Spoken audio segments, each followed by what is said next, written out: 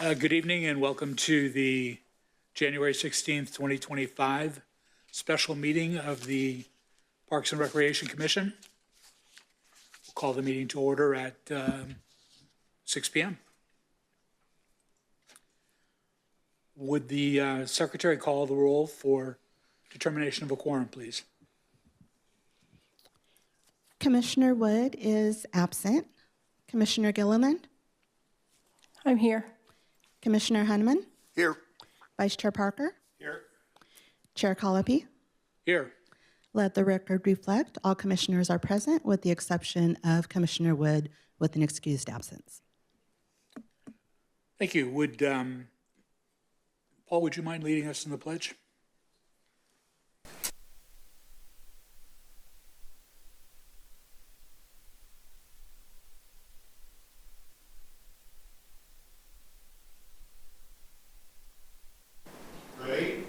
I pledge allegiance to the flag of the United States of America and to the republic for which it stands, one nation, under God, indivisible, with liberty and justice for all.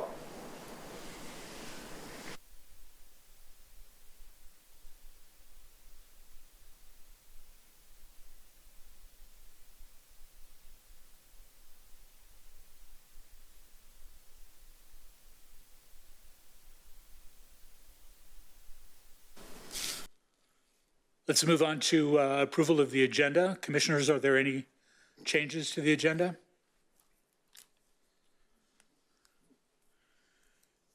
I just bring up, and I think Commissioner Parker addressed it a little bit, we don't have a physical copy of, we've seen the agenda online, but we don't have a physical copy of, I'm getting ahead of myself, the minutes. The agenda we do have, so we'll get back to that.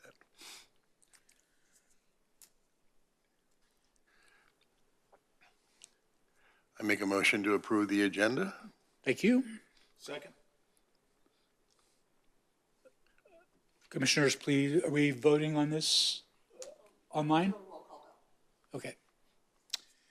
We have a motion and a second. Commissioners, this will be a roll call vote. Okay. Commissioner Gilliland? Yes. Commissioner Hunneman? Yes. Vice Chair Parker? Yes. Chair Colopy? Yes. Motion carries unanimously.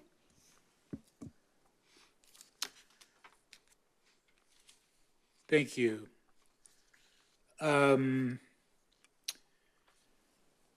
Administrative update. The administrative update is the opportunity for the, excuse me, Parks and Rec Community Services Manager, Leah Kolick, to provide community updates as well as department or commission announcements on current or upcoming projects. May we please have the administrative update? Good evening, Commissioners. This evening, we had originally planned for 3 updates.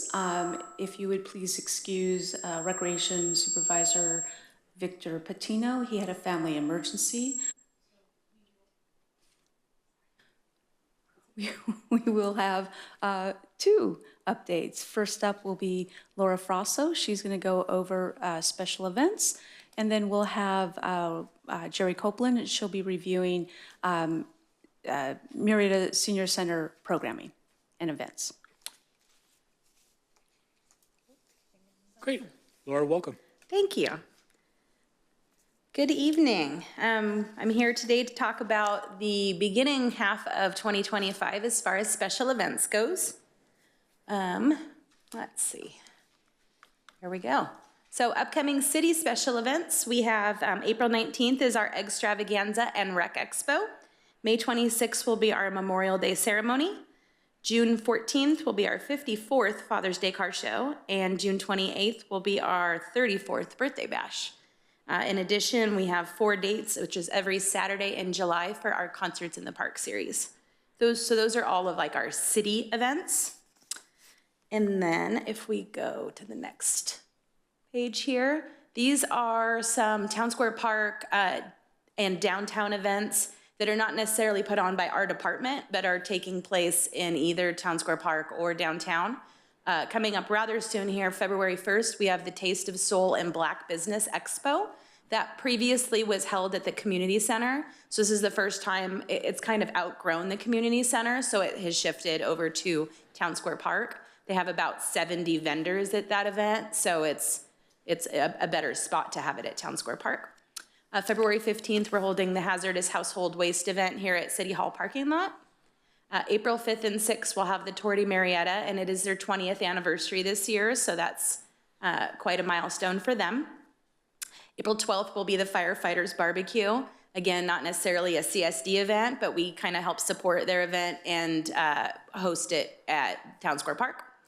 And then April 27th, that is a tentative date. I'm not sure that date will stick, but there will be a Holocaust Memorial groundbreaking. And if that date does not stick, we'll update you later with what date ends up, what they end up with. May 3rd, we have the Lily Kelly Ministries 5K. That is a brand new event taking place. And then June 7th is the County of Riverside's One Life, One Heart 5K, and this will be the second year that they're hosting that.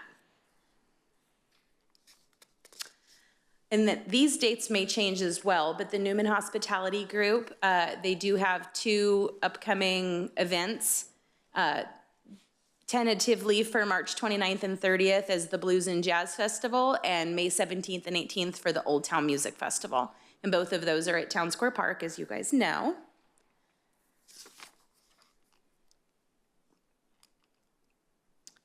And then we've begun taking reservations on a case-by-case basis for Town Square Park. There is a framework that was approved by City Council on April 4th, 2023, and there are certain groups that are able to use Town Square Park and amphitheater in some cases for a fee. Obviously, our events and city events, there is no fee, but there's other people that have been kind of vetted to be able to utilize Town Square Park. For a certain, sometimes for a certain amount of times a year, and we have been accepting reservations for those. Now, those events kind of have to work into our calendar that we already have set, so sometimes there's not a lot of dates available, but we have been doing that. I did get a call yesterday, for instance, from the school district that they want to hold an event potentially for the TK. They're starting to do TK, district-wide, and they want to have kind of a big kickoff for that. So that's kind of the type of events that we're starting to get interest in using the amphitheater for.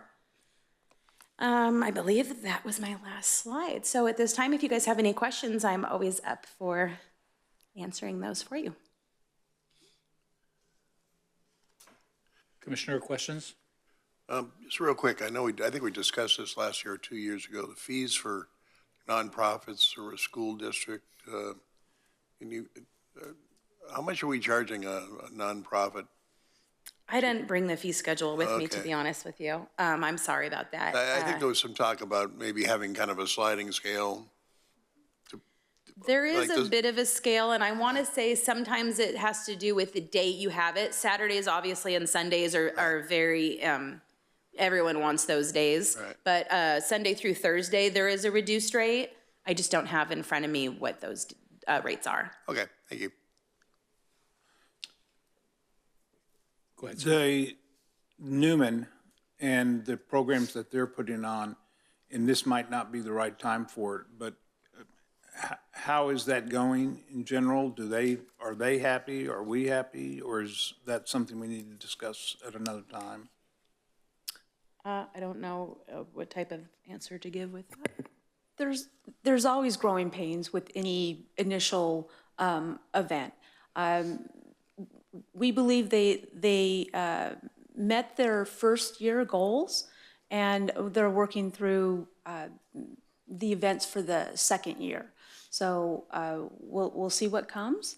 We're still in talks for the first event for this first year to make sure that what they want to do is in line with what they did last year, or if they want to see some other changes. So we're still working through those, but I think they met most of the goals that they wanted to meet last year. Good, okay. So I think on the whole, it worked out for them. So we're hoping to see that they come back again this year. Good. so on the whole, it worked out for us. I think so. Okay. Yeah. We didn't get, well, except for Commissioner Hunneman, and that one charge we needed to look into. Other than that, no issues, concerns that were major. We have little fine tuning to do, like smoking section or things like that, but nothing that's not overcomable, if that's a word. It is now. It is now. Before. Now it is. Thank you.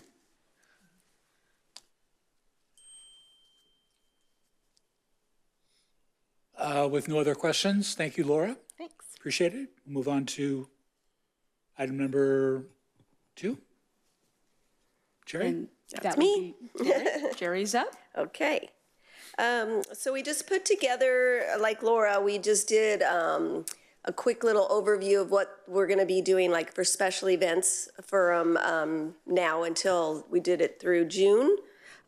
Just because we didn't want to go through the whole year and then you'd be in, we're talking December already, in which we're not ready for. So we'll do that at a different date. So, so what we'll be doing is just kind of going over some of the activities that we know for sure. We might not have exact dates yet on the books, but we do know that we'll be doing some type of an event.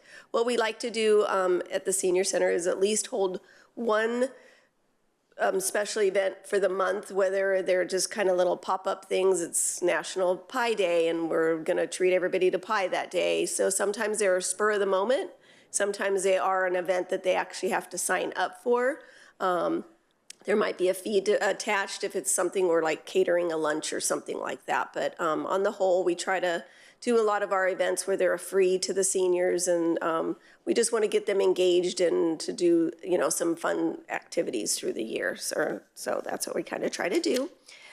So with the first slide, in February, with the Super Bowl coming up, we're planning a kind of a fun big game day, and we actually do have the date set for that one. It's going to be on February the 6th, which is a Thursday.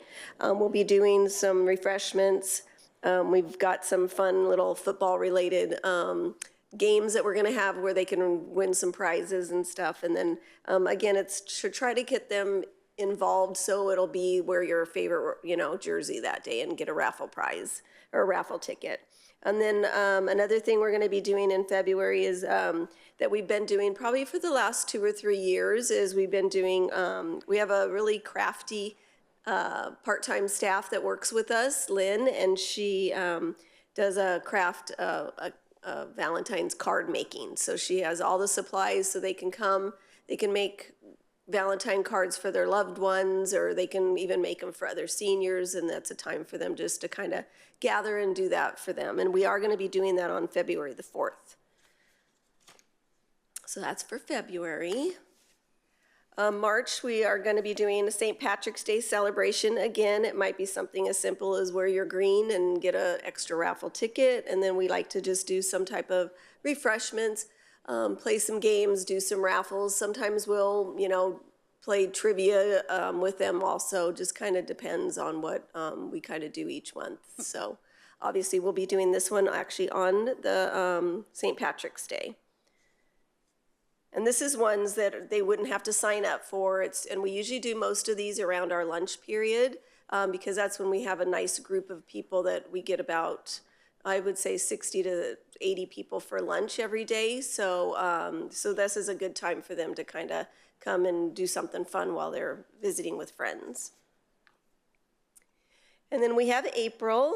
So last year what we did was kind of fun as we did an egg hunt around the Senior Center. So we hid a bunch of eggs throughout the center, and then when they found it, they would come to this, and we would have like different things inside the eggs telling them what the prize that they won, that type of thing. So we'll be planning on doing that.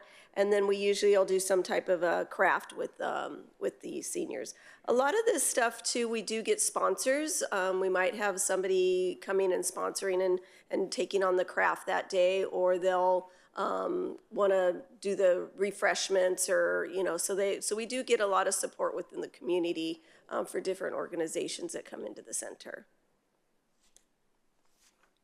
And then in May, this is probably one of our favorite things. I've been here 18 years at the Senior Center, going on 19. It'll be 19 in May. And we started this about 19 years ago, where we do a Mother's Day tea, or a ladies' tea. And they love this event. This is one that they would sign up for. It usually fills up very quickly. It's a time, again, for them to just come and socialize. We ask them to bring their own teacup, and we provide everything else. And then usually at the end of our event, we always go around the room and they can share what their teacup means to them, or if there was a special. And you'd be surprised how many people have had a teacup for 70 years, or it was part of their wedding, type thing. So there's always a lot of like heartfelt stories that go along with that. So we really enjoy that. And then June, we usually do some type of a Father's Day celebration, whether it's having the staff barbecue, hot dogs, hamburgers, that type of thing. And then usually for this, the Mother's Day tea is usually for women only. The Father's Day celebration, we involve everyone because a lot of men don't like to come without their spouses. So we've just, what we'll do is we'll have everybody be a part of it, but we'll only have, if we do raffles or anything of that sort, it's just for the men. So they do feel special with that, so. And then for July, we will be doing some type of a 4th of July celebration, and Kona Ice is always very gracious, usually at this event, and it's a nice time to get a refreshing treat. So they usually come and they donate for however many people we have that day. They'll come and provide the refreshment for that day. And that is as far as the special events go. And then I handed out a packet to you guys, and this is kind of our welcome packet. So the Senior Center is for anyone 50 years and over, can come to the center and participate in any of the classes that we offer or programs other than our lunch program. Our lunch program, we serve lunch every day, and it's through the County of Riverside. And you do have to be 60 and over to participate in the lunch program. There is no, they don't have to be qualified by income or anything. The only qualification is they have to be 60 and over. So, so they do have to fill out an intake form through the county, and once they do that, then they can come and have lunch. Here recently, they were doing to-goes since COVID. And that is something that they have recently just stopped. So we were getting up to anywhere from 90 people for lunch, and now it's kind of down to about, I would say, between 60 and 70 on an average for what we get for lunch every day. So, and it's just a time for them, again, another time for them to come and socialize. So through the packet, you'll just see we have a calendar. We have we do a newsletter. We always spotlight one of our seniors. So it's a kind of a way for some people to kind of get their story out to other people. We do have some activities that they don't have to sign up for, but they're also don't have an instructor to them. So say if they come to the craft and chat, it's just another time for the seniors to come and socialize with others just by doing whatever craft it is. They might be beading, some might be working on a diamond art, some might be embroidering. It just is another time to socialize. And then we have the two pages that have all of our monthly classes that people do have to sign up for. We sign up on the 15th of the month every month for the following month. So we just had registration yesterday for February. And you'd be surprised, probably today, I would say most of the classes are full. So they do fill up very quickly. So, I mean, we had a line out the door yesterday morning for people signing up for some of the classes. So, and then it just tells a little bit about the lunch program with the copy of the menu. We have a menu for that. And then we have another page that shows kind of the outside groups that do meet with the Senior Center. And again, those are run by, whether it's Alzheimer's support group or Parkinson's, we have somebody that comes and runs those programs. And then for those of you that haven't been there, we do have a fitness room. So our fitness room, you can't beat the price. If you're a Marietta resident, it's $26 for the year. So we are getting a lot of people that are coming in, especially at the new year. They want to get physical. So they want to get in shape. So we've been doing a lot of orientations for that. So they do have to come in. They have to go through an orientation. They sign a waiver that they've went through all the equipment. We've shown them how to work that, and then they pay their fee, and then they can come in. And then we do have a book club that meets once a month, which it's been going very well. They usually read 2 books a month. We have a book club. We have a list of the book questions and that type of thing. And then at the back, this is the Feeding America. They do come once a month, and we're at about 290 people that come each month to do that. When we first started it, it was for seniors only, and now it's open to the community. So there is an income based on that, but they really don't check that. So we have a lot of communities that are coming out, or people from the community now getting a box of commodities for that. So that's all I have. Does anybody have any questions? Commissioners, questions? Jerry, I just had a couple quick questions. Sure. Have you given any thought to a bereavement group? So we have tried a bereavement group several times. We actually just had somebody that came prior to the holidays to do a bereavement, like through the holidays and how to get through that. We have good luck with them coming for a few sessions, and then they kind of don't come anymore. So this person that did the one prior to Christmas, though, is willing to kind of try it again. So we are going to be looking into doing that. Right. Yeah. Because if it even can help one person, then that's what we're there for. Sure, sure.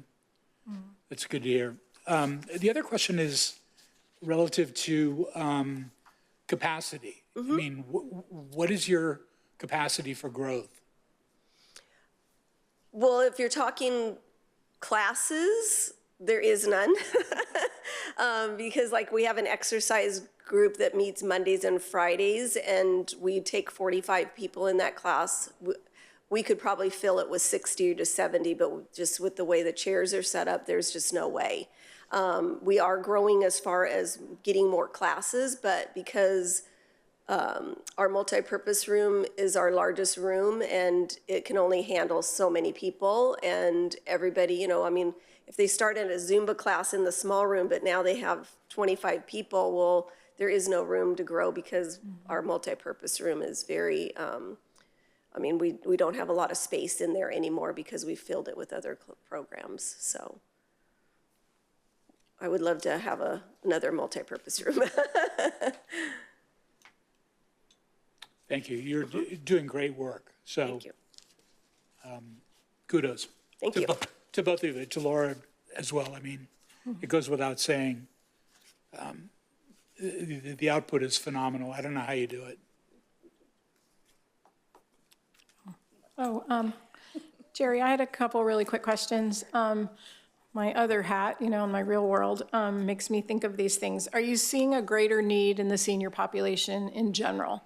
So, for example, Brian and I can tell you that the senior population is becoming homeless very quickly.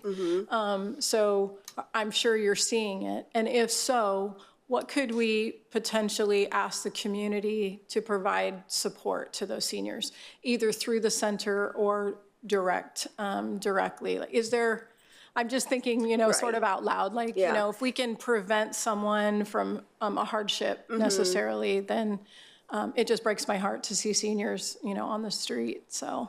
Yeah, and we do get, I think over the last year, we've seen more seniors come in saying they need help because they are living in their car or whatever than we ever have. It's kind of amazing. After COVID, we thought, okay, we'll see how this goes. And we are way busier now than we ever have. Yeah. People are coming to the centers and using the facility, whether it's to just come and make friends and because they don't want to be lonely anymore, or they're living with family, type things. So I think to me, one of the greatest needs would be senior housing that is affordable, which we are working on that. A lot of I would say, well, for sure we know of 2 seniors that are in the new apartments and they've just moved in, and you just don't even know how ecstatic they are about that. Yeah. And then I would say the other would be just probably transportation, because a lot of them have to give up driving, or they don't now live with their family, and so they have to take the dial-a-ride or that type of a thing. So, but I think if they are, where they can get on the bus and do that, then they are making it, I think, cheaper for that. But I think like the dial-a-ride, it is expensive, and we have some seniors that come every day.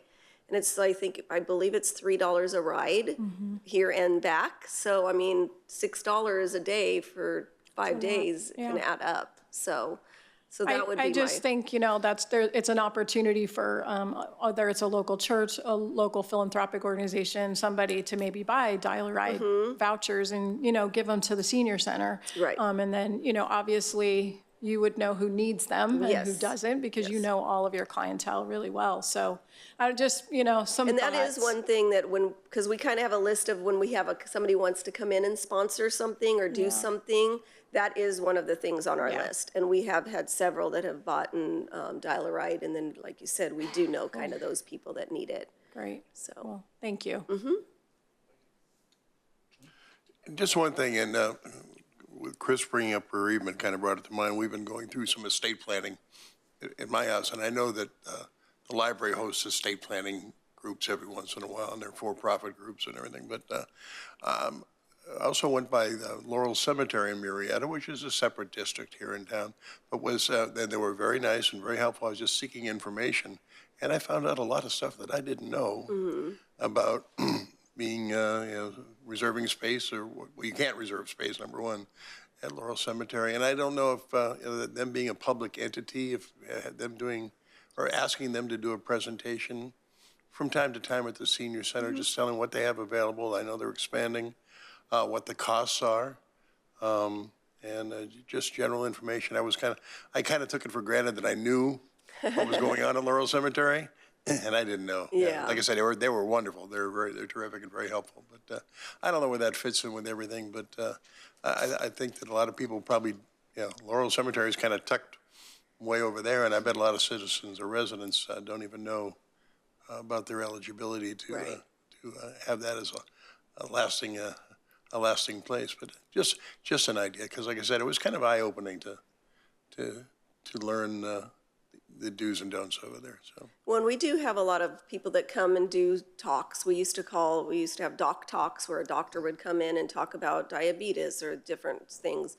We try to monitor our talks. We don't want somebody that's going to come in and try to sell something, because we don't want the seniors to then go home and tell their family, like, oh, I got this information at the senior center. We had that years ago with somebody trying to do reverse mortgages, and I was like, no. So if they're coming in to give information, but no selling is attached to it, we do allow those type of things, So we do get a lot of veterans veteran VAs will come and speak on, and let them know about their benefits. But then they'll also we have, I don't know if you know Tom Bloom, who is affiliated with the mortuaries. Unfortunately, I mean, that's where we're at with the senior center, but they'll come in and give all that kind of information on what you need to know. And a lot of them don't want to hear it, and they're still in that part, but then you have the others that, if they can help one person, just get that information to them, so. And the only reason I bring up the cemetery is because it's kind of an unknown thing to, I would bet, a lot of people. And it is a publicly funded cemetery district that we all pay. If you own property, you pay taxes every year. And so they're not going to sell you anything. Right. But just provide information. Right, yeah. No, I'd be willing to do that.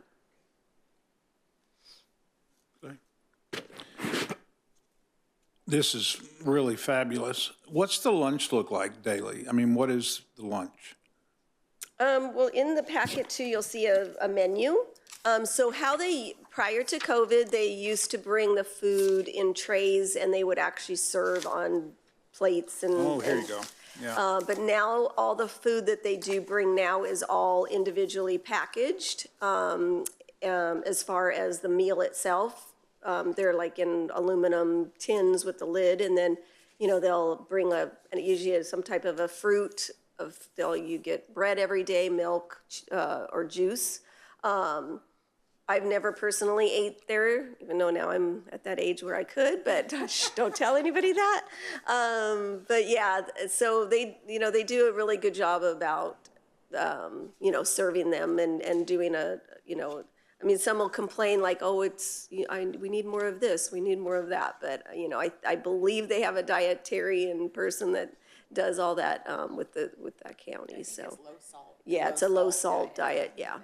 We all like to complain about food. Yeah, but then they all have their salt shakers on the table. In a given month, how many individuals are participating over there? Do you have a feel for that? I mean, you're getting 60, 70 a day for lunch, but there are probably a lot of repeaters. But if you looked at the whole crowd, do you have several hundred people, do you think, coming in easily. every month? I mean, sometimes we have that in a day. Yeah. Just because of, we have like today we had line dancing and there's 45 people in that class. Oh, wow. We had yoga, chair yoga this morning, and those each had 25 people, plus then you add lunch on, and then just people coming to the center to use the computer lab or play pool that don't, do the other, come to the Yeah, fitness room. that's great. Yeah. Thank you very much. Thanks for your time with the city. Yep. Jerry, aside from another multipurpose room, is there anything else that this senior center needs?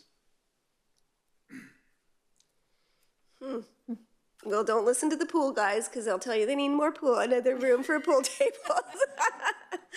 I think really our biggest need is just more classrooms to be able to hold larger classes type thing.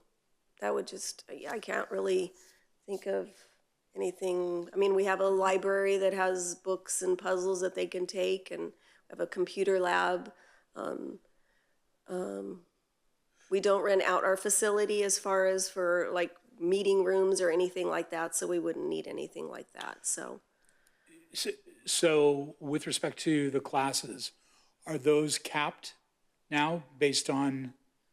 Most of them are, yes, I would say, just due to whatever the room that they're in, the capacity.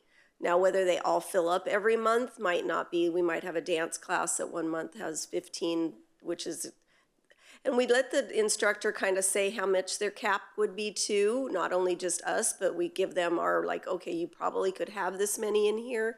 Like our chair exercise, obviously they're needing chairs, and we set them up in a strategic way to where we couldn't fit any more in there. As much as the seniors would say, oh, we can do it, you really can't safely. So, but then one month, they might hit capacity, and the next month, they might not. So, but I would say the majority, the way we're going right now, that pretty much most of our classes are at capacity. And like I said, we opened registration yesterday. Chair exercise was probably full by 11 o'clock. And we do let them do it online. So some of them get up at midnight and they sign up for classes because they want to get in it so bad. So, but yeah, so it's very busy. That's certainly a testament to what you're offering, so that's great. Any other questions, commissioners? Okay, moving on to public comments. Leah, did you want to say anything about item 3, or? I was letting staff know that they didn't need to stick around for the remainder of their meeting. Yeah. So I was excusing them. I apologize. What No was the worries. question? Oh, do you want to speak to item 3, or do you want us to just? For the record, Recreation Supervisor Victor Patino is excused this evening. He had a family emergency, so he will present his kind of overview of the youth center, camps and so on at the next meeting. Great, thank you. Moving on to public comments. At this time, any person may address the governing bodies on any subject pertaining to city business, which does not relate to any item listed on the printed agenda. Normally, no action may be considered or taken by the governing bodies on any matter not listed on the agenda. Each speaker will be limited to 3 minutes. Madam Secretary, do we have any non-agenda public comments? Thank you, Chair. We do not have non-agenda public comments. Thank you very much. Moving on to the consent calendar. All matters listed on the consent calendar are to be considered routine by the governing bodies and will be enacted by one motion in the form listed. There will be no discussion of these items unless, before the governing body votes on the motion to adopt, specific items are removed from the consent calendar for separate motions. Are there comments on this, commissioners? Where I began the meeting, the approval of the minutes of the November 7th meeting, we don't have a physical copy or access to a copy of those here tonight. Now, they are available online, and I think most of us have probably read them, but I would hope, So when the agenda was sent, right. there wasn't a copy of the minutes included? No, there was. Okay. I read it it was available online, so that's where I read it, and I didn't have any problem with it, but I'm thinking maybe not everybody had a chance to read it, or maybe there were some corrections or additions that might be easier with a physical copy. Just to know if that's something that could be provided, since it's, Was on the attachment, was there the physical copy in the packet as the attachment? to the- Yes, it was included in the attachment that was emailed, but what I believe the commissioner is Right, requesting no, is a Okay. printed physical copy. I'm sorry, to review. I don't understand that. we had access to it, but I guess if I had a correction or an addition, I would need to print out my own copy of the minutes of the previous meeting and bring them in and highlight them. I see. That's I what I'm see, saying. I see. Or alternatively, you could just note on, under what section. Right. And just note that I believe that this may have been misstated. Can we Okay. correct that? So it could just be provided to staff in a verbal format. It doesn't Okay. have to be in writing back to us. I mean, if that's the way we're going forward, that's it, but, yeah, okay. Okay. All right, I think maybe the point is, in the past, we've had a hard copy, and we came unprepared for not having a hard copy. And I mean, I think we can make that adjustment, but I think, have we had it in the past, or am I just? Yeah, so, yeah, I think that's the issue, is it's not an issue, it's just knowing what to prepare for and what to expect. We can certainly reach out to the city clerk to find out if that's the procedure they would like us to move forward with in providing hard copies. Typically, the move right now is to go paperless. So we absolutely can make that request to the city clerk to see if there's exceptions that can be made. to Commissioner Parker's point, now that we know the game that we're playing, we're happy to play it, but just we'll understand that coming into these meetings, like with the recreation activities and events report, that was online too. I had a chance to read that, but we don't have a physical copy of that. So if we had some comments on that, we would have to. Again, we can happily reach out to the city clerk and find out if hard copies can be provided to the commissioners. Okay.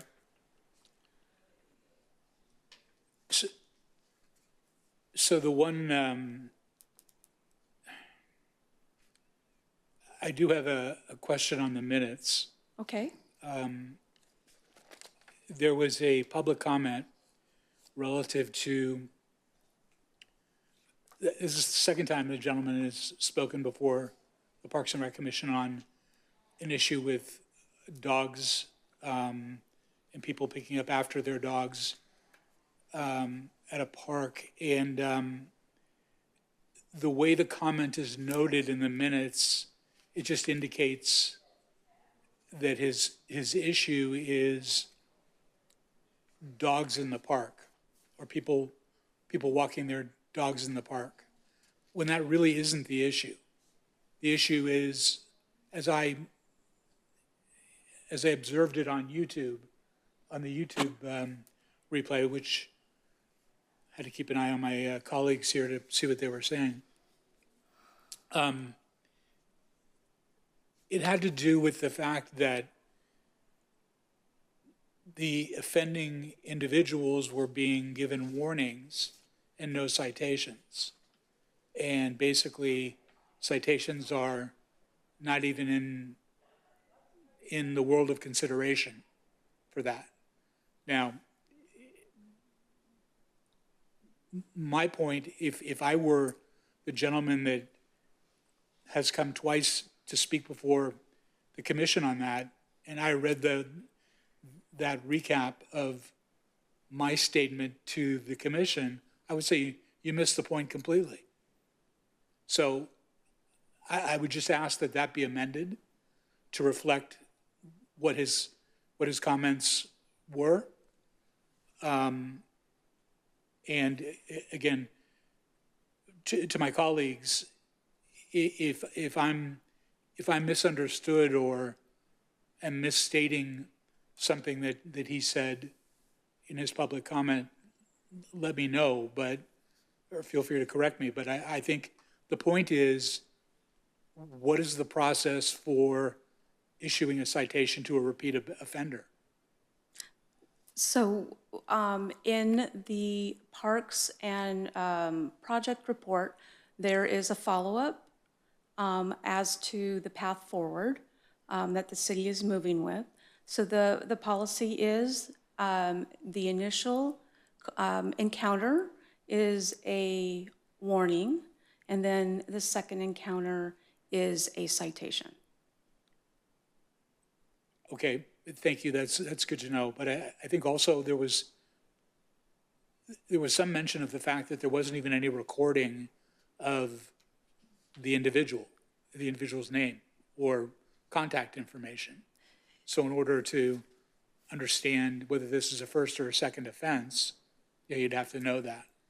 So the park rangers do communicate with each other. There is a kind of a, when one ranger's in the morning and the other ranger's in the evening, there's an overlap time that they do meet with. They do have logs. They do keep track of the individuals they speak with, and they do communicate with each other on the issues that arise, not just with dogs off leash, but other incidents with cars left in the parking lot overnight, or graffiti and vandalism, so on. So they do communicate with each other. There are logs, and we're making an extra effort to keep the Los Alamos Hills Sports Park dogs off the leash on a separate log so that it is shared amongst all of them. There is a shared folder that all of that goes into, and the issue is being addressed. You can find that where we're going in the report. We're going to have extra signs created for specifically Los Alamos Hills Sports Park. There is going to be a social media campaign with the police department Facebook page, the city's Facebook page, and the CSD's Facebook page, as well as public outreach with the park monitors, as well as other staff with information cards that will be handed out to everybody. Extra patrols by staff, and additional ride-alongs with the ranger. That's good. In reading the report online, once again, there seem to be quite an extensive list of actions that are now being taken, or I think we had somebody there at 8 o'clock in the morning to police some of those actions, and talks about citations and logging things down. And so the resident that had spoke in the November meeting noticed during the time that he walks, there is a higher increase of dogs off leashes. And he was hoping to have that particular hour patrolled more. Now, our rangers can't just park themselves at one park all day long. They have to go and there's 52 other parks that they have to see to. So we identified that that particular hour was the one that was in most need, and so they do make a concerted effort to be on site at that time. In fact, I was at the park today from 8:30 until 10:30. And during that time, I saw 14 dogs. 12 of them were leashed, 2 of them weren't. And they were both given warnings. And then we took photographs that go into a journal so that the park rangers can recognize the animal, because it may not be the same owner that walks that dog, but it's probably the same dog. So there's a journal with the photographs that we're keeping track of. There was also a notice in somewhere in what I read online that originally we had asked the parks rangers to be at the meeting, or I'd hope to have them at this meeting tonight to explain the procedure and to address the gentleman's issues. And for some reason, the park rangers could not be here tonight, and that's fine. Stuff happens, but it seemed to me, at least reading the report, that the issue the gentleman had, and maybe it's a wider spread thing than just this park at this time with these dogs, is being addressed. This has been taken, the gentleman had a viable complaint, an issue, and it seems like the Parks and Rec has responded to that. Be curious to see it. Hopefully the next meeting, we can have a couple of rangers here to explain how that's going. And if there are citations being written or warnings, find out a little bit more about that. Part of it was with Victor's family emergency. Victor is the ranger's supervisor, so I would want him to be in attendance as well. So if you notice on discussion item number 2, the off-leash dog discussion is, I believe, on the March meeting. Okay. So I walked with the resident this morning for about an hour, and during that walk, we didn't see any dogs off leash, but he pointed out that he goes, well, that dog walker typically has their dog off a leash, but today they didn't. So we'll continue the extra patrols, the extra outreach and engagement with the residents and the dog walkers that are out on site. So I don't have a dog, so I wouldn't have noticed, but these regulations are clearly posted in the parks about dogs on leash and The ordinance, the yes. ordinance, yeah. So there is park rule signs at every single one of our parks. Whether anyone takes the time to actually read those signs is a different story, but they are posted at the entrances, ingress, egress areas. So, Go ahead, Bob. so if I understand where Chris was heading, and correct me if I'm wrong. Sure. Is he was trying to, we're getting ready to approve the minutes from the last meeting, not the minutes from the last meeting. And you were trying to make the point that they didn't really reflect what was communicated here, and that they maybe needed to be adjusted to reflect that? Exactly. We've taken the action, which is, I'm very glad to hear. And in fact, we've done much more than I would have expected. So that's great. I think the minutes need to reflect that. We will communicate with the city clerk because there's very specific guidelines on minutes. Sometimes they're just action minutes. It's not necessarily a narrative that we need to include, but we can certainly discuss how to amend that if you think we erred in the point. Yeah, I just think if you go back and reread it, it just doesn't speak to what the issue is. Okay. So that's the only, I'm not asking for a narrative. I completely agree that that would be inappropriate. I just think the notation on the public comment needs to speak to exactly what his issue was or is, as opposed to what's there. We'll review the public comments from the last meeting and with the city clerk and confirm whether or not we met that description properly. Okay. So do we procedurally then, do we pull item 1 and hold that until the March meeting? You can approve it with the notation that staff confirm that the comments made by the resident are properly reflected in the minutes.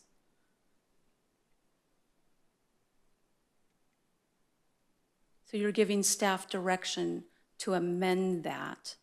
You can approve it, giving staff direction to amend the verbiage so as to adequately reflect the comments from the public speaker.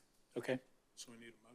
Commissioners, I'm sorry, before we move forward with that, is it okay if I address the commission? Absolutely. Regarding some comments that were made about the agenda and the minutes. So just so that everyone has a clear understanding, when we switched over to the Live Manager system, the direction was to go paperless. And so the agenda is available online. It is also available on your touch screen. If you need a minute to kind of go over that, you can access the attachments on the iPad. But with the adjustment of getting used to the new system, I do provide you a printed copy of the agenda and then also usually a printed item of a discussion item that we may need to go into more detail about. But as far as the minutes or the recreation report, because it is a consent item and usually not something that's reviewed unless you want to pull an item, I don't provide that copy. But as Leah mentioned, if that's something, once we get direction from the clerk's office that we're able to provide for you, we can continue printing that out for you if we need to do so. Otherwise, I think go back to what we said earlier. I think we're fine with Okay. what you're doing. It just that it was a little bit of a blind side, Okay. which I wouldn't have thought of. But the fact is that I think we would have looked at it differently if we had known we weren't going to have hard copies here. right. And then also, the meetings are recorded now. So once those are available, they are attached online to the meeting date with the agenda. So people can go back and rewatch the meeting if they want a more detailed information on the happenings of the meeting. Okay, that's all. Thank you. Anything else on the minutes? Do we need a motion? We do. On all three items, or are we pulling? Again, I think the original issue was, were we pulling any of these three to review them more specifically, or is it a blanket? Could we pass a consent calendar with the noting in item number 1 that that item is subject to amendment and review at our next meeting? That way we've got the consent calendar passed, but I'd like to review, if any changes are made, I'd like to review them at the March meeting. I think what Leah said, if we made a motion to cover exactly like you said, we would be prepared for the next meeting and the city would look at it. So we could pass a consent calendar. I don't even know the verbiage we need to include. Staff now understands what we'd like to do. This isn't the Declaration of Independence. It's A secession? it's a succession, yeah. At this point, I'd like to make a motion to approve the consent calendar. If, I wanted to make one correction Okay. for the public that's watching as well. In the recreation report, it does state that the field allocation meeting was scheduled for yesterday, Right. January 15th. And with the family emergency that Victor had, we had to postpone that to next Wednesday, January 22nd. So I wanted to make that correction as well and reflect that in the record. Well, my motion is on the table. I make a motion, we accept the consent calendar. Second. Is this a voice vote? Commissioner Gilliland, Yes. Commissioner Henneman, Yes. Vice Chair Parker, Yes. Chair Colopy. Yes. Motion carries unanimously. Moving on to discussion item 1, court and field closure policy, procedures, and guidelines. And may we have a staff report, please? Yes, you may. Good evening, Chair, Vice Chair, and Commissioners. In light of the recent challenges posed by unpredictable and severe weather conditions, it has become imperative to revisit and enhance our existing athletic court and field closure guidelines and operating procedures. Over the last 18 months or so, the Community Services Department has faced numerous field closures due to fire, smoke, heat, excessive heat, lightning, and rain, significantly disrupting youth sports leagues and our outdoor programming. This report aims to present a thorough review and discussion of the proposed updates to the guidelines, ensuring that they comprehensively address various environmental factors and provide clear instructions for safe sports activities during extreme weather conditions. So with this discussion, staff is looking to the Commission to see if any other environmental or weather event is needed to be included, whether the wording or the guidance is unclear in any way, and whether the layout and the structure of the operating procedures needs to be reworked. If one section needs to be in front of another section, or just to make sure that the flow is consistent. So that is the item before Commission this evening, and we look forward to your comments.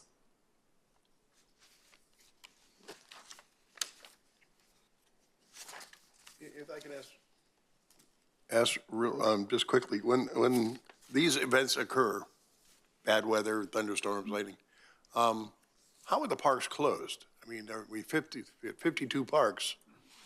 Do we have rangers go around to 52 parks and put up signs? So we're looking at not necessarily closing the parks. We're looking specifically with this operating procedure, includes closing the courts and the fields specifically. This is, we have a mechanism to reach out to everybody, either by social media means. We have all of the contact information for the league representatives, and we post signs when we close fields. If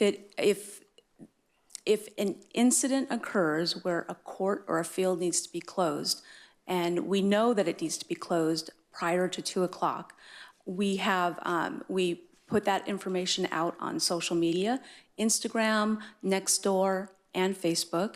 There's also a field closure hotline that anybody, whether it's our league representative or a parent, can call to see if that field has been closed. And then we also send out, we have a distribution list for each season, and that goes out to our league representatives if it's before 2 o'clock. After 2 o'clock, it's a little difficult. If it starts raining at 3:30, the players, the parents are already starting to be present on site.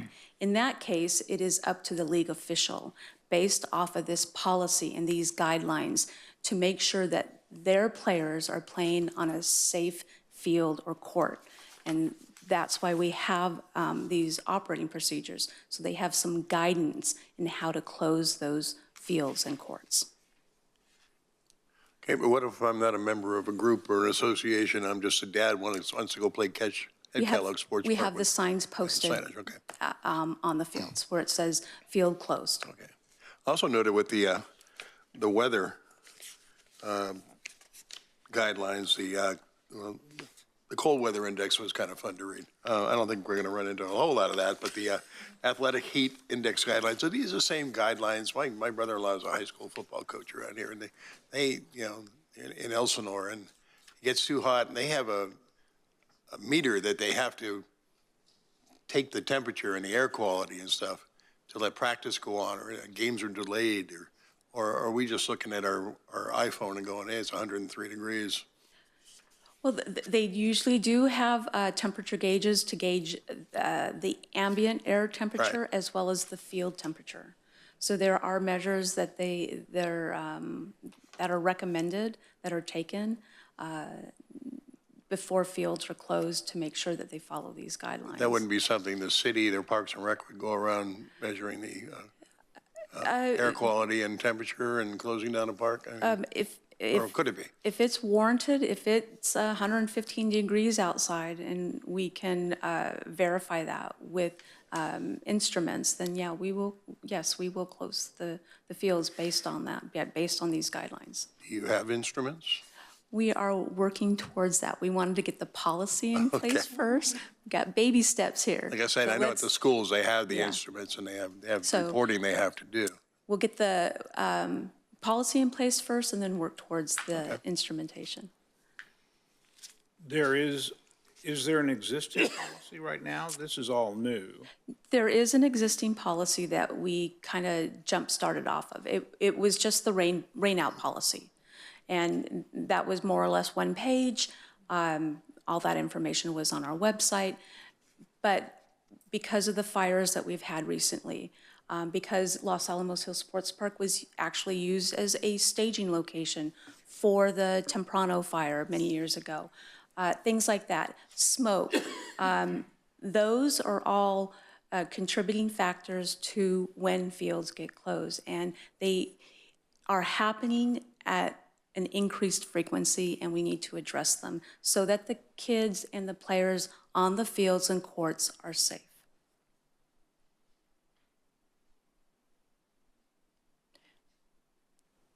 Leah, this is literally semantics, but when I first opened it, I saw City of Marietta rain out hotline, right? Which I know what the intention there was, but maybe it should just be a closure hotline, like you said. We're gonna Say it, but. We're going to update it. Yep, absolutely. All of our website, once we have an approved standard operating procedure from the commission, then that allows us to kind of hit the ground running and get the devices necessary to be in compliance with this policy, update our websites, update our information packets that we give to the leagues and so on. So this is our first step. Okay.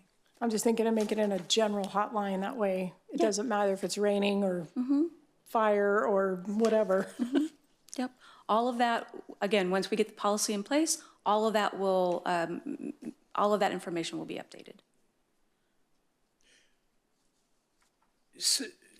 So Leah, because there's a pay-to-play element here with, pick a Saturday at Cal Oaks or Los Alamos, does there need to be any language in here relative to who the authority is on this, that this is in the this decision is being made in the sole discretion of the city manager or the city manager's designee? I see the first, I see the authority statement here, but obviously this is speaking more to excluding groups in that than it is weather-related, as I read it. Could you restate that question? I'm sorry, I'm not sure if I'm getting it. So is there a need? It's more of a semantics discussion. Is there a need to include some type of language addressing the fact that because some of these leagues are paying to play on our fields, they're not getting that money back, whether it's one weekend or 3 weekends, that this decision is in the sole authority of.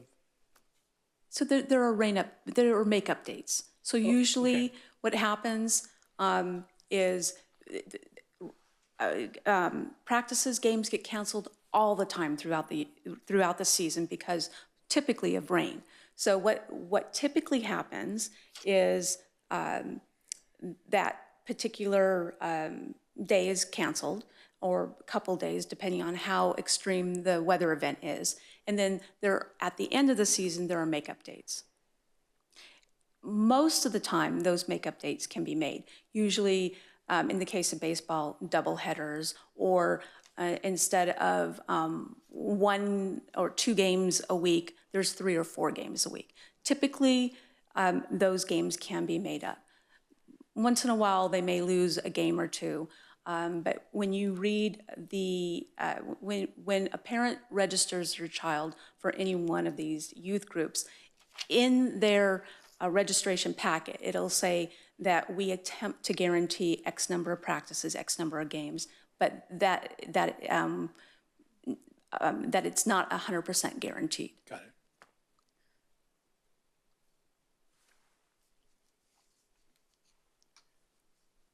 And is this amending city code? Or No. This isn't necessarily a policy. These are basically standard operating procedures. Got it. These are more guidelines. Got it. Okay, Other than the 2 references referenced in the guideline to the municipal code, citing the authority and so on. got it. Those are my questions. Lady and gentlemen, any further action here? Or the request here is for the recommendation is to review and discuss and approve, if possible, the policy. So if the commission is satisfied with the draft, we would recommend a motion approving it so that we can make those updates to our website, get some new instruments. Prepare for locusts. Yes. Paul, I would make that motion. is there a second? I'll second that. Madam Secretary, may we have a roll call, please? For a vote? Yes. Commissioner Gilliland, Yes. Commissioner Henneman, Yes. Vice Chair Parker, Yes. Chair Colopy. Yes. Motion carries unanimously. Thank you, Leah.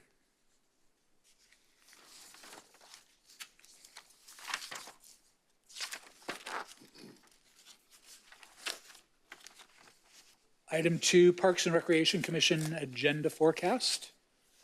Recommended, I'm sorry. May we have a staff report, please? Yes. Good evening once again, Commissioners. This report is a report that you will see on the agenda every meeting. This report aims to facilitate a productive discussion regarding the future topics for the Parks and Recreation Commission agenda. Should the Commissioners wish to modify, add to, or delete any of the proposed list of topics to ensure relevance and timely updates, we can have that discussion. And as I look in the agenda forecast for the next meeting, which is in March, I noticed that I didn't include the off-leash dog discussion for a purpose. I remember now that as I looked at March, I went, holy cow. So I wanted to get the commission's thoughts on whether or not that item should be placed on March or if we should put it on the May agenda. So that's one topic, and then whatever else the commission would like to discuss in terms of additions, modifications, or deletions. Why wouldn't you put it on March? I was looking at, because we have to reorganize the board. We've got 3 updates and 3 discussion items. So we can most certainly add the 4th discussion item for the off-leash dogs. It'll be just that much longer of a meeting, and I wasn't sure if the commission wanted to have that much longer of a meeting. But if you push that to May, we've got 3 admin updates and 4 discussion items. We can also, we don't have to have these discussion items in all of them in March. We can move off the park assignments. We can move off the renaming of the 2 Bear Valley parks. Or we can have all 4 discussion items. Lots of options. And my thinking is I'd like to address this dog on the leash thing sooner rather than later. Okay. Okay, so, and Well, I'm fine if we just push through and have a little bit longer. that's fine. If we could push that, if we could add that on the March meeting, I have no problem with that.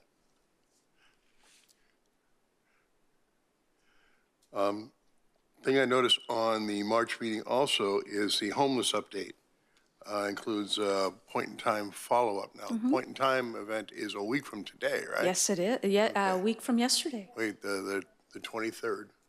I felt that was going to be a timely update, so I don't Right. know if you Okay. want to push that one off. No, that's fine. I just want to make sure people, because I just happened to look that up today. And if people want to help or volunteer, or if you get that all covered, or, That deadline ended on the 15th Okay. to register to volunteer. okay.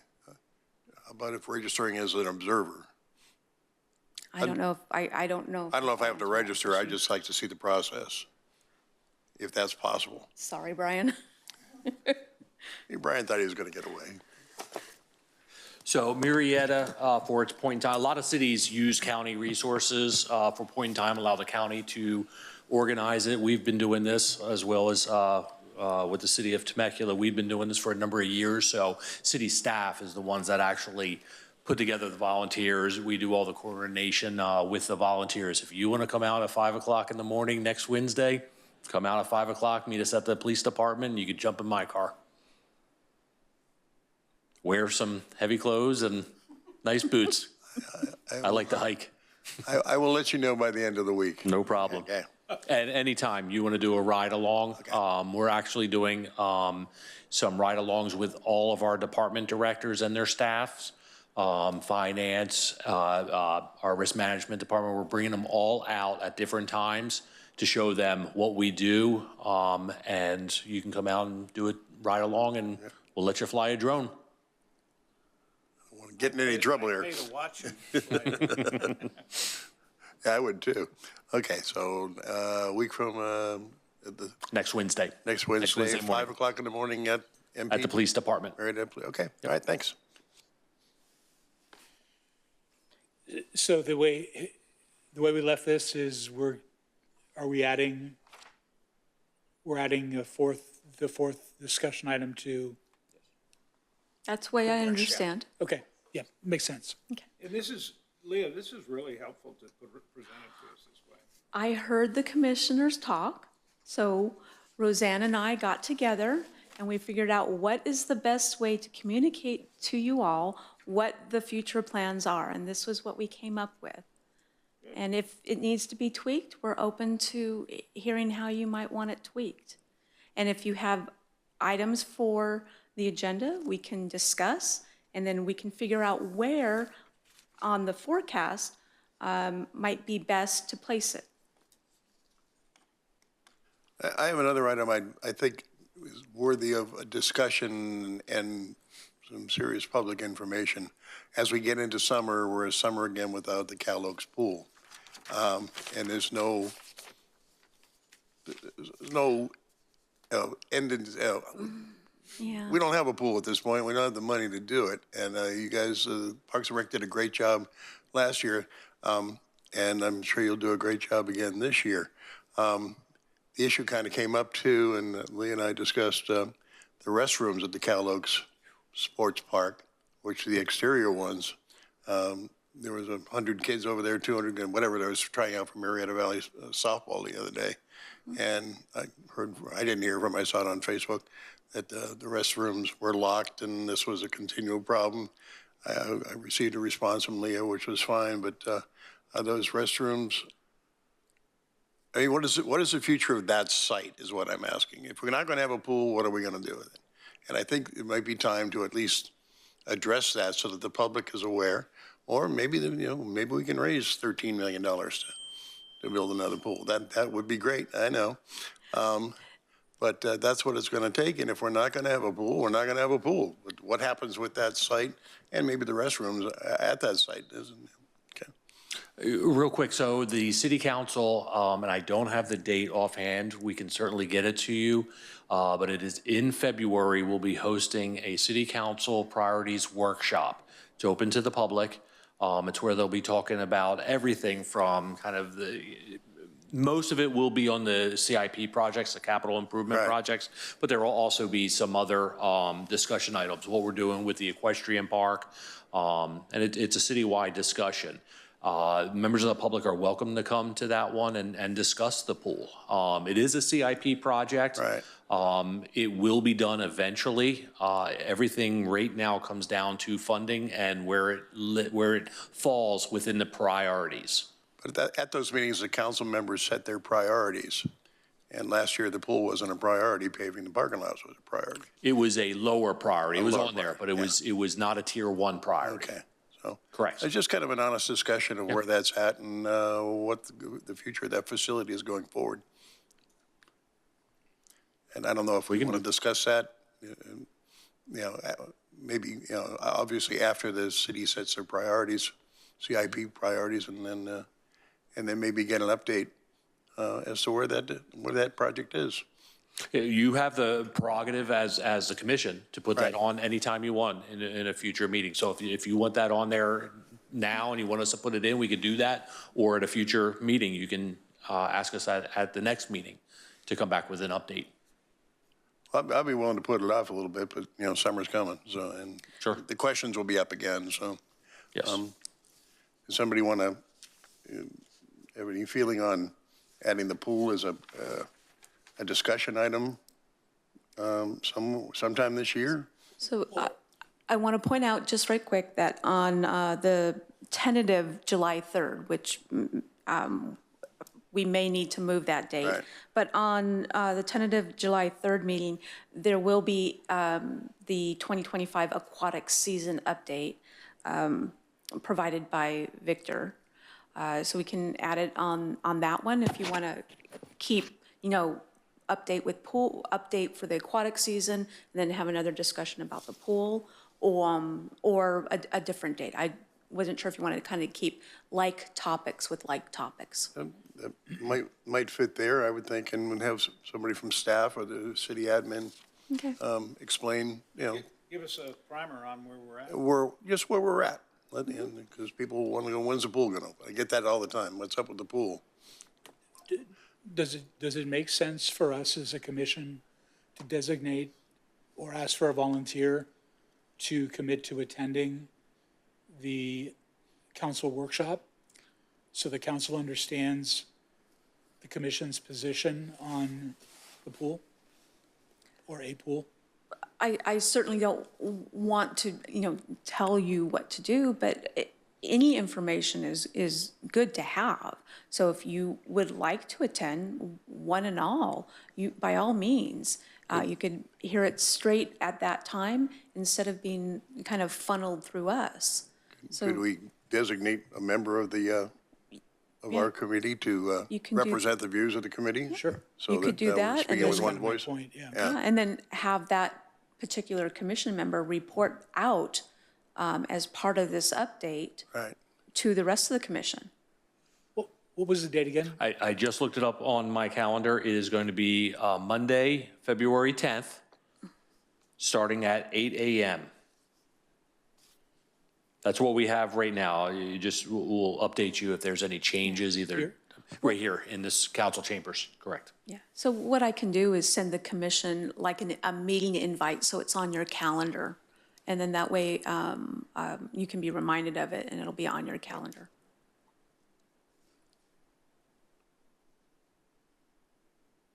Why don't we make sure that at least one of us is in attendance that day, and then we'll go forward with our own discussion on it. Sure. Based on what we hear at that meeting that day. Is there a particular date? I don't want to, if the priorities workshop is in February. Do you want to add that as a discussion item? I don't want to, say March 6th because that agenda is now growing and growing. But I think some of these are going to be relatively quick Okay, discussions. So from my perspective, and again, I would look for consensus, we could certainly add it in March. And I Okay. think it would be timely. Because to John's point, the questions will come up. First day that it's over 85 degrees, we'll start hearing about it. So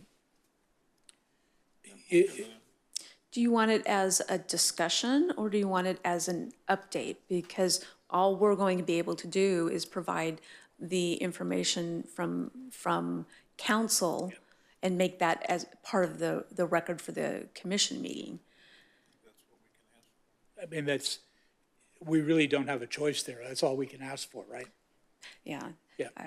We can say, car wash or golf tournament or take a long time to save up $13 million that way. But no matter what, council's going to drive this vehicle. Yeah.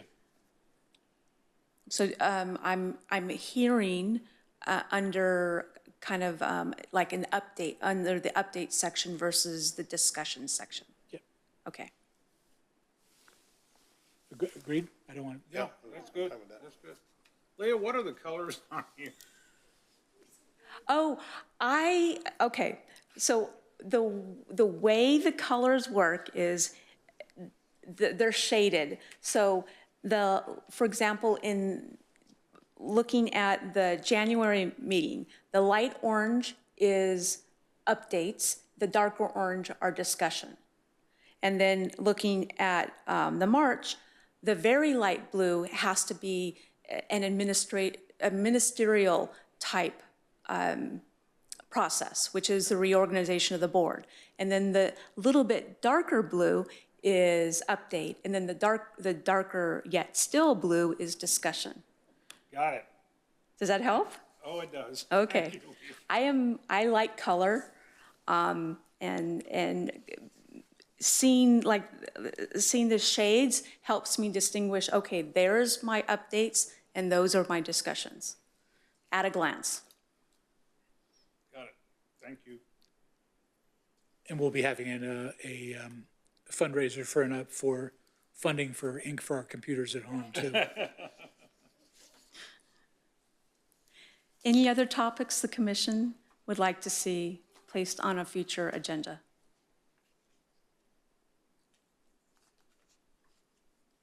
We have more meetings, so think about it. Yeah. We can always add some at the next meeting. Yeah, I think it's just, sometimes these things just kind of mushroom. So, as we move along here, we may choose to ask for some adjustments. So we appreciate this though. Okay, I don't need I don't need consensus, I don't need a motion. I've noted the comments, so you'll see that on the next agenda packet. Great. This is a receive and file item. Thank you very much, Leah. Moving on to commissioner member announcements. Commissioner Gilliland. Well, good evening, everybody. I did one-on-one, speak with Laura about my very first Murrieta Parade. I've been at, what are you going to call it, Murrieta South for years. Baja Murrieta. Yeah. And I just know the amount of work that goes into those. I did them for 8 years, so it was wonderful. It was actually really enjoyable. John and I got to hang out and just, we really enjoyed it. It was wonderful. So, but outside of that, as you all know, I've done 25 years in city government myself, my whole career in community services. So I want to just publicly thank all of you guys. I know what it takes to get through not just the holidays, but an entire year of, you know, trying to take all the information in from not only this commission, but from the community. And I want to personally thank you for your dedication to the citizens of Marietta, because you don't have an easy job. You are the face of the city. You're out there in the community. You guys are the faces of the city. So also just wanted to wish everybody next week. I too will be out at 5 a.m., sadly, not in Marietta, but in another nearby city. So stay warm, stay safe, and hope your numbers are down. Good luck. Thank you. Commissioner, or Vice Chair, or Commissioner Heineman. Well, I'll echo that. I'm continually amazed at what our Community Services Department is able to do, and the number of people you touch in the community, and how you stretch dollars and make those things happen. Had a great time at the parade. It was nicer. It's actually more fun to watch. And Robin and I go back to doing Temecula parades 20 years ago, so it was a good chance to catch up with her. But to the staff and all the people who work hard, all the people who volunteer for the Santa runs this year, I didn't get out to see them, but was an all volunteer thing that I've been part of before, and it takes some sacrifice, and it was an important thing, and people brought it back, and that's a good thing. But just hats off as we enter the new year, when you just look at the everything that's on your agenda this year, and it makes Marietta a very special place. I mean, it's a big place. It's about to get a lot bigger in the next couple of years, but I hope there's some new people come in and they get a sense of what's been here, and they jump in and help participate and be part of the solution here, and part of what makes this community great. Thank you. Vice Chair Parker? I same thing that John said. I'm always amazed at what you're able to accomplish, and you're appreciated. And I know sometimes you might not feel that way, but you are. Thanks. Yeah, I just have two updates. One is, not to be repetitive, but thank you to you and your departments for what you contribute to a great environment for the residents of this community. I consistently hear from friends, family, neighbors, how lucky we are to live here, and we are. And on a personal note, I'm glad to be back from vacation. I just wanted to thank everybody who put forth thoughts and intentions and prayers, and